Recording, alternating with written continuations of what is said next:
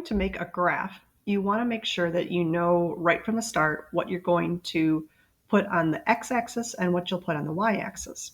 Because when you put your values in, when you put your data into this spreadsheet, you need to make sure that the first column is your x-axis.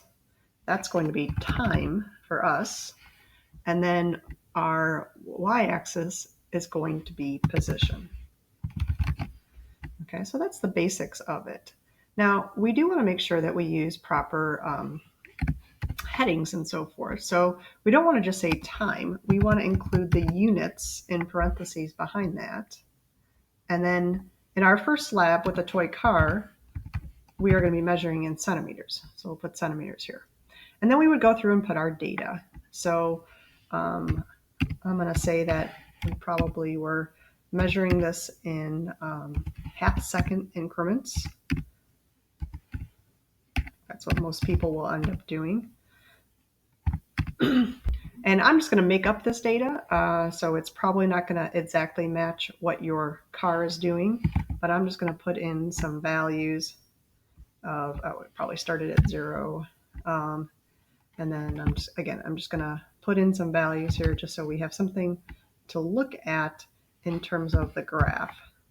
Now, it's important to recognize that when you're measuring real values, it's not going to come out perfect. Okay, there's going to be a little wiggle room in terms of how the data turns out. So don't expect things to be absolutely perfect.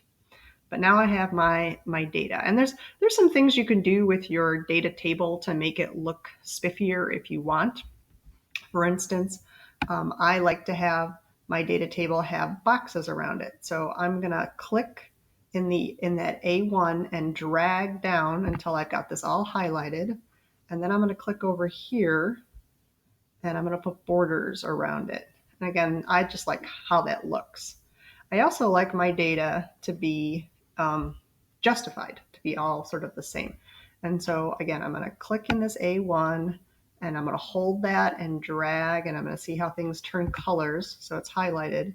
And then I'm going to come here where I can align things, and I'm going to choose to make it align to the middle. So that's how I would enter my data into the spreadsheet. The second video is going to describe how to turn that data into a graph.